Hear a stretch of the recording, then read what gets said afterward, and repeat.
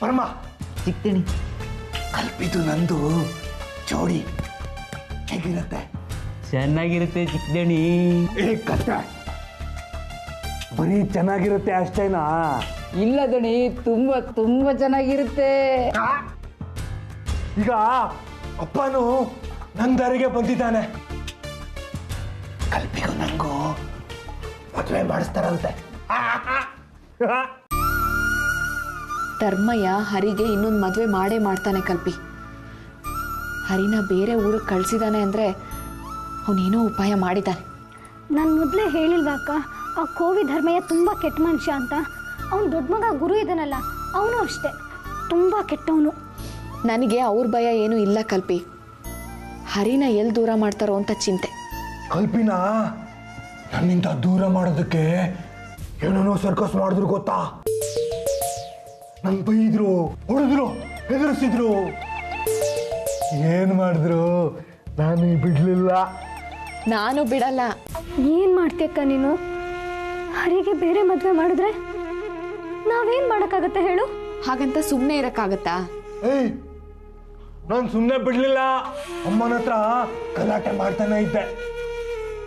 ಕಲ್ಪನಾನ ಊರಿಂದ ಕರ್ಕೊಂಬಂದು ಬಚ್ಚಿಟ್ಟು ಅವಳು ಹೊರಗಡೆ ಹೋದ್ಲಲ್ಲ, ಆಗ ಅವಳಿಗೆ ಊಟ ತಗೊಂಡು ಕೊಟ್ಟು ತಿಳಿಯಾದಾಗ ಬೆಡ್ಶೀಟ್ ಓದಿಸಿ ಎಲ್ಲ ಕಷ್ಟಪಟ್ಟೆ ಗೊತ್ತಾ? ಗೊತ್ತು, ನಂಗೂ ಗೊತ್ತಾಗ್ದಂಗೆ ಮಾಡಿದ್ರಿ. ಅದೇ ಕಣೋ ಮಜಾ. ನಮ್ಗೆ ಬುದ್ಧಿ ಇಲ್ಲ ಅನ್ಕೊಂಡ್ಯಾ? ಅಪ್ಪ ಅಮ್ಮನು ಈಗ ನನ್ನ ದಾರಿಗೆ ಬಂದಿದ್ದಾರೆ. ಇನ್ನು 15 ದಿವಸದಲ್ಲಿ ನಂಗೂ ಕಲ್ಪಿಗೂ ಮದುವೆ. 15 ದಿನ ವಾಯ್ದೆ ಕೊಟ್ಟಿದ್ದಾನೆ ಧರ್ಮಯ್ಯ. ಬೇಡಕ್ಕ, ಅಷ್ಟು ದಿನ ನನ್ನ ಕೈಲಿ ಇಲ್ಲಿರೋಕ್ಕಾಗಲ್ಲ. ಹೆದರ್ಕೊಂಡು ಯಾಕೆ ಓಡೋಗ್ಬೇಕು? ಆದರೆ ಆ ಧರ್ಮಯ್ಯನ ಕೈಯ ಮೇಲಾದ್ರೆ? ನನ್ನ ಕೈಯ ಮೇಲಾಯ್ತು. ಆದ್ರೂ ಇಲ್ಲಿ ಬೇಜಾರು. ಇನ್ನು 15 ದಿನ ಮಾತ್ರ ತಾನೆ ಇಲ್ಲಿ. ಆಮೇಲೆ ಆಮೇಲೆ ಆಮೇಲೆ ಕಲ್ಪಿ, ಇನ್ನು 15 ದಿನ ನಿನಗೆ ಅದೃಷ್ಟ ಇದ್ರೆ ಈ ಮನೆ ಸೊಸೆಯಾಗಿ ಮುಂದುವರಿತೀಯ. ಇಲ್ಲದೆ ಇದ್ರೆ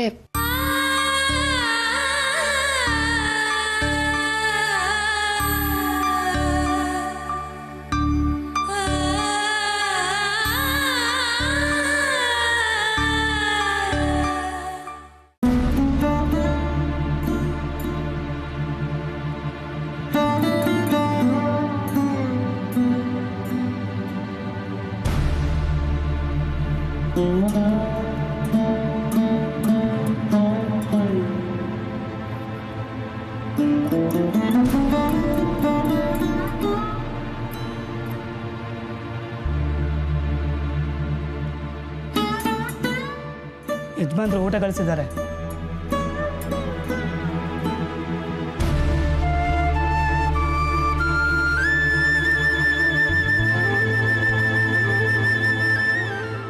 ಕಲ್ಪಿ, ಹೊಟ್ಟೆ ಹಸಿತಾ ಇದೆಯಾ? ಆದರೆ ಮಾಡೋಕ್ಕಿಷ್ಟ ಇಲ್ಲ. ನನಗೂ.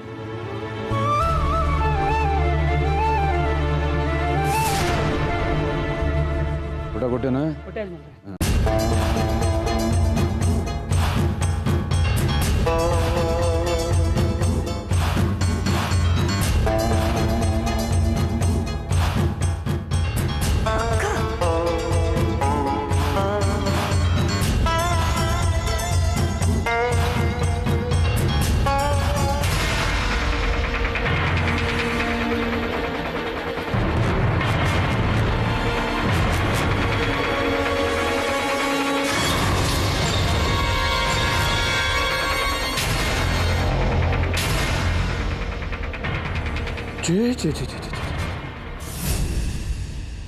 ಊಟ ಮಾಡದಿದ್ರೆ ತುಂಬಾ ಕಷ್ಟ ಆಗತ್ತೆ.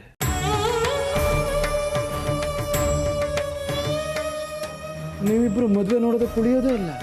ಹೊಟ್ಟೆ ಹಸ್ಕೊಂಡೆ ಮೇನಕ್ಕೋ. ನಮ್ಮ ಹಣೆ ಬರ ಇದ್ದ ಹಾಗಾಗ್ಲಿ.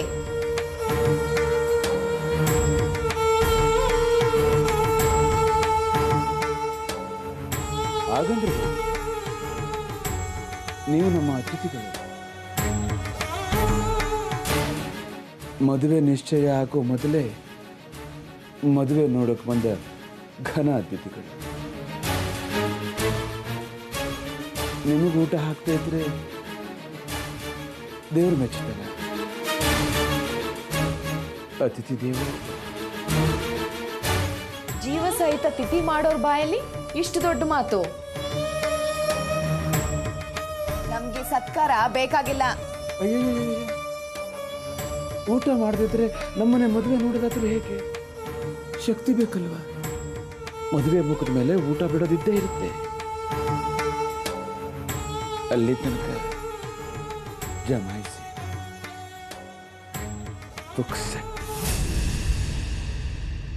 ಲಕ್ಸರಿ ಊಟ.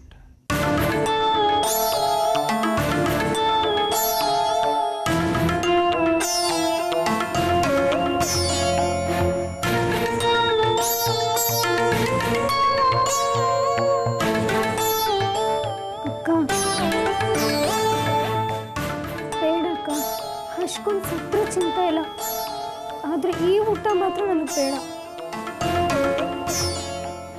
ಧರ್ಮಯ್ಯ ಎಷ್ಟು ಹಂಗ್ಸ್ ಮಾತಾಡ್ದ, ಅದನ್ನ ಕೇಳಿದ ಈ ಊಟ ಮಾಡ್ಬೇಕಾ? ಈಗ ನಮ್ಮ ಹಠನು ನಾವು ಸ್ವಲ್ಪ ಮರಿಬೇಕು ಕಲ್ಪಿ. ಈ ಮದುವೆ ನಿಲ್ಸಕ್ಕಾದ್ರೂ ನಮ್ಗೆ ಸ್ವಲ್ಪ ಶಕ್ತಿ ಬೇಕಲ್ವಾ?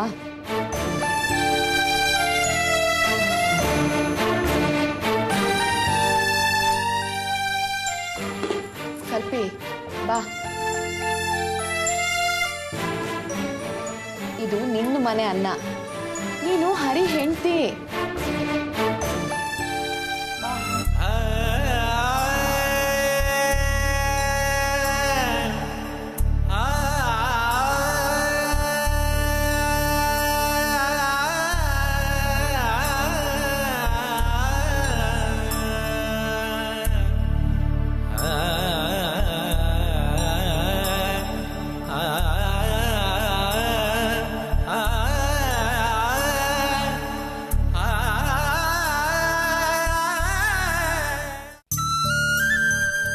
ಬನ್ನಿ ಬನ್ನಿ ರುಕ್ಮಿಣಿ. ಅರೆ ಚಿನ್ನಣ್ಣ, ಸೀತಾ, ಬನ್ನಿ ಬನ್ನಿ. ಎಂತ ಒಳ್ಳೆ ಸಮಯದಲ್ಲಿ ಬಂದಿದ್ದೀರಿ ನೋಡಿ. ದೇವ್ರು ಇಷ್ಟಪಟ್ರೆ ಎಲ್ಲನೂ ಶುಭಗಳಿಗೆನೆ.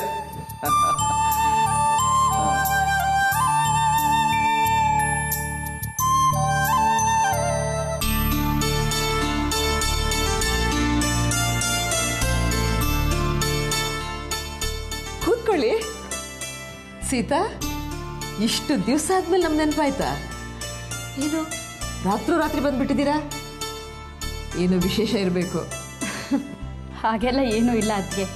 ತಕ್ಷಣ ಹೊರಟು ಬನ್ನಿ, ಏನೋ ಅರ್ಜೆಂಟಾಗಿ ಮಾತಾಡೋದಿದೆ ಅಂತ ಅಣ್ಣ ಹೇಳ್ದ, ಅದಕ್ಕೆ ಬಂದ್ವಿ. ತುಂಬಾ ಮಾತಾಡೋದಿದೆ. ಮಾತಾಡಿ ಮಾತಾಡಿ ಹಸಿವಾಗುತ್ತಲ್ಲ, ಆಮೇಲೆ ಊಟನೂ ಇದೆ. ಸೀತಾ, ಅರ್ಚನಾ ಹೇಗಿದ್ದಾಳೆ?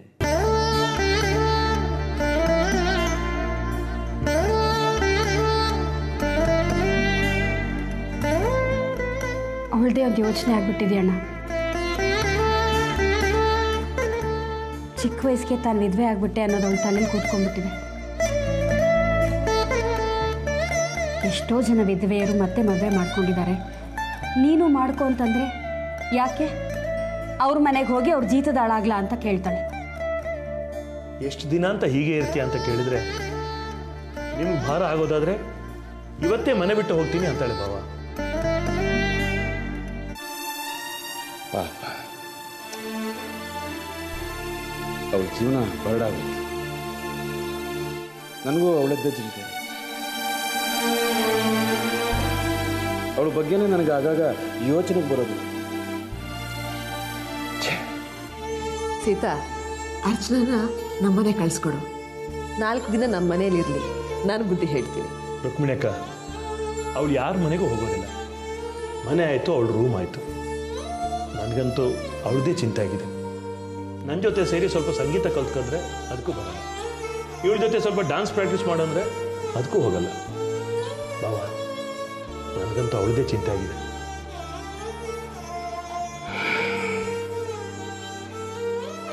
ಅದಕ್ಕೆ ನಾನೊಂದು ಯೋಚನೆ ಮಾಡಿ, ನಿಮ್ಮನ್ನು ಕರೆಸಿರೋ ಉದ್ದೇಶನೂ ಅದೇ.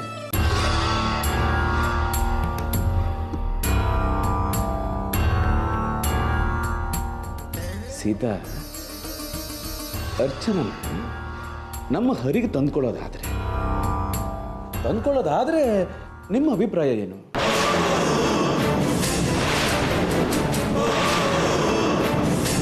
ತಂದ್ಕೊಳ್ಳೋದಾದ್ರೆ ನಿಮ್ಮ ಅಭಿಪ್ರಾಯ ಏನು?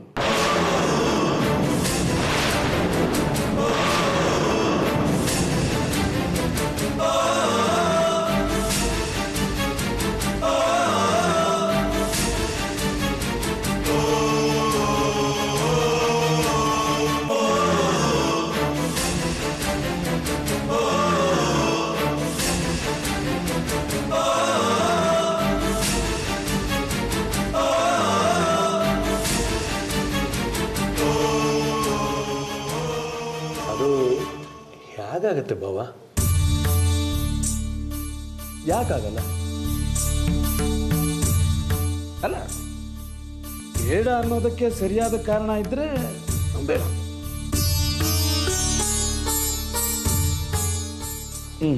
ನಾನು ಒತ್ತಾಯ ಮಾಡಲ್ಲ.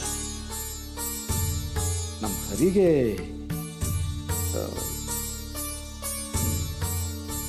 ಡಾಕ್ಟ್ರು ನಿಧಾನವಾಗಿ ಸುಧಾರಿಸ್ತಾನೆ ಅಂತ ಹೇಳಿದ್ದಾರೆ.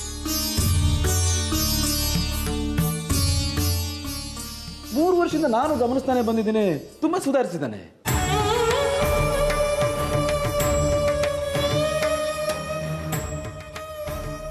ನಮ್ಮ ಮನೆಯಲ್ಲಿ ಹರಿ,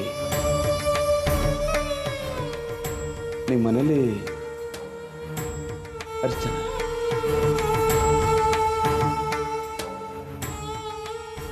ಅರ್ಚನಾಗೆ ಗಂಡು ಸಿಗೋದು ಕಷ್ಟನೇ.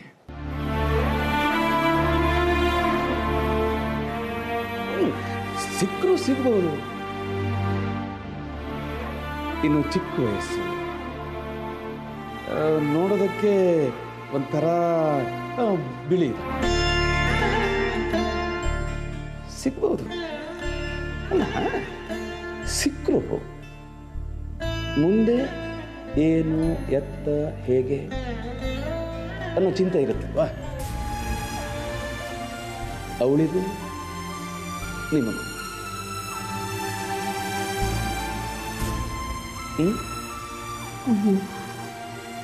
ನೀನು ಹೇಳೋದು ಸರಿನೇ ಅಣ್ಣ. ಆದರೆ ನಾವೇ ಆದರೆ ಯಾವ ಸಮಸ್ಯೆನೂ ಬರಲ್ಲ, ನಿಮಗೂ ಆತಂಕ ಇರಲ್ಲ. ನಮ್ಮ ಸಂಬಂಧ ಹೀಗೆ ಮುಂದುವರಿಯುತ್ತೆ. ನಿಮ್ಮನೆ ಅಂದರೆ ಅರ್ಚನಾಗೆ ಮೊದಲಿಂದಾನೂ ಇಷ್ಟನೇ. ಆದರೂ ಅವಳನ್ನ ಒಂದು ಮಾತು ಕೇಳಬೇಕಲ್ವಾ? ಅಯ್ಯೋ, ಅವಳನ್ನ ಒಂದು ಮಾತು ಕೇಳಿ ಪರವಾಗಿಲ್ಲ. ಆದರೆ ಅದಕ್ಕೂ ಮೊದಲು ಅಪ್ಪ ಅಮ್ಮನ ಅಭಿಪ್ರಾಯ ತಿಳಿಸ್ಬಿಡ್ರಪ್ಪ. ಅದಕ್ಕೇನಣ್ಣ, ನನಗಂತೂ ಒಪ್ಪಿಗೆನೆ. ಹರಿನ ಚಿಕ್ಕ ಮಗು ಇದ್ದಾಗಿಂದ ನೋಡ್ತಾ ಇದ್ದೀನಿ. ನನ್ನ ಮಗನ ಥರನೇ ಅವನು. ಆದರೆ ಅಣ್ಣ, ನೀನು ತುಂಬ ಎತ್ತರದ ಸ್ಥಾನದಲ್ಲಿದೆಯಾ. ಆಸ್ತಿ, ಅಂತಸ್ತು, ಹೆಸರು.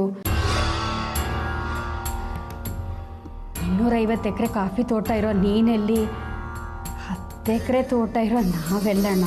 ವಾ, ಏನು ಮಾತು ಸೀತಾ. ಈ ನಿನ್ನ ಅಣ್ಣ 250 ಎಕರೆ ಕಾಫಿ ಎಸ್ಟೇಟ್ ಓನರ್ ಏನಾದರೂ ಸ್ಟೇಜ್ ಮೇಲೆ ಹೋಗಿ ನಿಂತರೆ ಜನ ಏನು ಹೇಳ್ತಾರೆ ಗೊತ್ತಾ? ಚಪ್ಪಾಳೆ ಹೊಡಿತಾರೆ ಅಂದ್ಕೊಂಡೆ. ದೇವ್ರಣಗೂ ಇಲ್ಲ, ಬೆಳೆ ಬೆಳೆ ಹಂಗೆ ಸರ್ಕಳ ಅಂತಾರೆ. ಅದೇ ನೀನು ಹೋಗಿ ಸ್ಟೇಜ್ ಮೇಲೆ ನಿಂತು ಒಂದು ಸರಿ ತಗದಿನಿದ ಅಂತ ಕುಣಿತಾ ಇದ್ರೆ ಪಕ್ಕದಲ್ಲಿ ಬಾವ ರಾಗ ಹಾಕ್ಕೊಂಡು ತಾಳ ಹಾಕ್ಕೊಂಡು ಆಡ್ತಾ ಇದ್ರೆ ನೋಡ್ತಿರ್ಬೇಕು. ಅಬ್ಬಬ್ಬ, ಅಲ್ಲಿ 1000 ಗಟ್ಟಲೆ ಜನ ಅದೇ ಚಪ್ಪಾಳೆ ಮೇಲೆ ಚಪ್ಪಾಳೆ. ವಾ ವಾ ವಾ ವಾ. ಅದೇನೋ ಹೇಳ್ತಾರಲ್ಲ, ಕಿವಿ ಗಡ ಚಿಕ್ಕುವ ಚಪ್ಪಾಳೆ ಅಂತ. ಹಾಗೆ ಅಲ್ಲ ಸೀತಾ, ಈಗ ಹೇಳು, 250 ಎಕರೆ ಕಾಫಿ ತೋಟನೋ ಅಥವಾ 10 ಎಕರೆ ಕಾಫಿ ತೋಟ?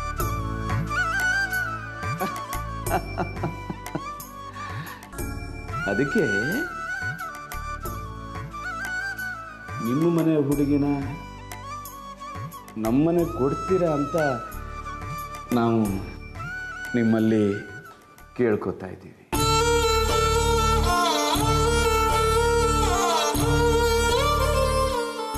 ಸೀತಾ, ಇವತ್ತು ಆಸ್ತಿ ಬರುತ್ತೆ, ನಾಳೆ ಹೋಗುತ್ತೆ.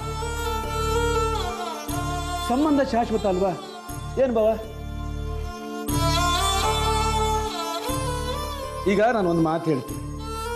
ನಿಮ್ಮ ಮಗಳು ನಮ್ಮ ಮನೆ ಸೊಸೆಯಾಗಿ ಬಂದರೆ ನನ್ನ ಹಿರಿ ಮಗನಿಗೆ ಎಷ್ಟು ಪಾಲಿದೆಯೋ ಅಷ್ಟೇ ಪಾಲು ಹರಿಗೂ ಇದೆ.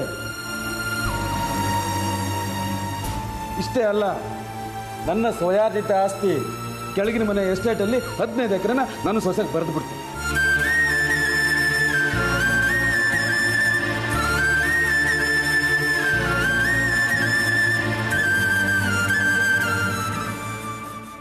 ಇದು ಅರ್ಚನಾ ನನ್ನ ಸೊಸೆಯಾಗಿ ಬಂದರೆ ಮಾತ್ರ, ಬೇರೆ ಯಾರೇ ಸೊಸೆಯಾಗಿ ಬಂದರೂ ಇಲ್ಲ.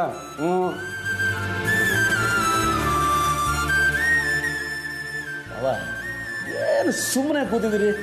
ಫಟ್ ಫಟ್ ಅಂತ ಹೇಳ್ಬೇಕಪ್ಪ. ಈಗಿಂದೀಗಲೇ ಹೇಳೋದು ಸ್ವಲ್ಪ ಕಷ್ಟ ಭಾವ. ಅರ್ಚನಾ ಒಪ್ಪಿದ್ರೆ ನಂದೇನು ಅಭ್ಯಂತರ ಇಲ್ಲ. ರುಕ್ಮಿಣಿ, ಅಭ್ಯಂತರ ಇಲ್ಲ. ಬೇಗ ಊಟಕ್ಕೆ ರೆಡಿ ಮಾಡು. ತಂಗ್ಯವ, ಇನ್ನು 15 ದಿನದಲ್ಲೇ ನಮ್ಮನೆ ಮುಂದೆ ಚಪ್ರ ಹಾಕಿಸಿ ಹರಿ ಅರ್ಚನಾ ಮದುವೆ ಧಾಮ್ ಧೂಮ್. ಏನು ಅಂತ ನೋಡ್ತಾ ಇದೀಯಾ? ಓಹೋ, ದುಡ್ಡು ಕಾಸಿನ ಬಗ್ಗೆ ಯೋಚನೆ ಮಾಡ್ತಿದ್ರಾ? ಅದ್ರ ಬಗ್ಗೆ ನೀವು ತಲೆನೇ ಕೆಡಿಸ್ಕೋಬೇಡಿ, ನಾನಿದ್ದೀನಿ. ಇವ್ರು ಯಾಕೆ ಇಷ್ಟೊಂದು ತರಾತುರಿಯಲ್ಲಿ ಮದುವೆ ಮಾಡ್ತಿದ್ದಾರೆ ಅಂತ ಸಂಶಯನ. ಅದಕ್ಕೆ ಬಾವ ದಪ್ಪ ಕೂತ್ಕೊಂಡ್ಬಿಟ್ಟಿದೆ. ಸೀತಾ, ನಮ್ಮ ಹರಿ ವಯಸ್ಸಿಂದ ತೋಟ ಮನೆ ಅಂತ ಎಷ್ಟೇ ತುಂಬ ಓಡಾಡ್ತೀವಿ. ಸೀತಾ, ನಮ್ಮ ಎಸ್ಟೇಟಲ್ಲಿ ಕೆಲಸ ಮಾಡ್ತಾರಲ್ಲ ಹುಡುಗಿಯರು, ಅದರಲ್ಲಿ ಒಂದಿಬ್ರು ಸರಿ ಇಲ್ಲ.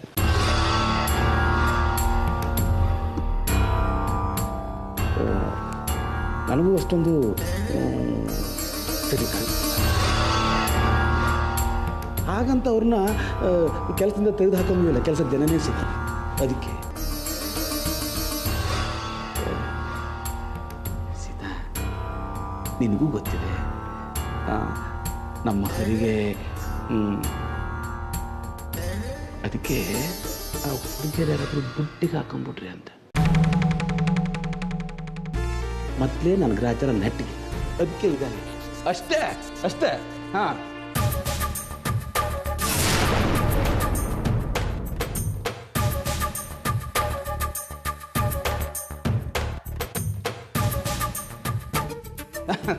ಬಾಬಾ ಈಗ ಮಾತಾಡಿ.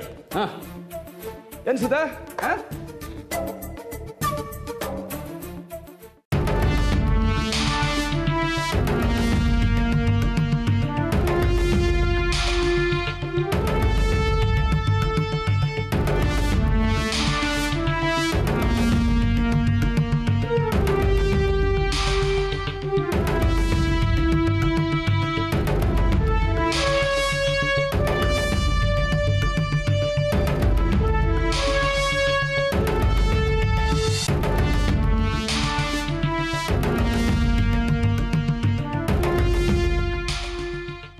ಅರ್ಚನಾಗೆ ಇಂಥ ಒಂದು ಒಳ್ಳೆ ಯೋಗ ಬರುತ್ತೆ ಅಂತ ನಾನು ಅಂದ್ಕೊಂಡಿರಲಿಲ್ಲ ಬಾಬಾ. ನಾವೇನು ಬರ್ತೀವಣ್ಣ. ನಾಳೆ ಬೆಳಗ್ಗೆ ಬೇಗ ಬಂದ್ಬಿಡಿ.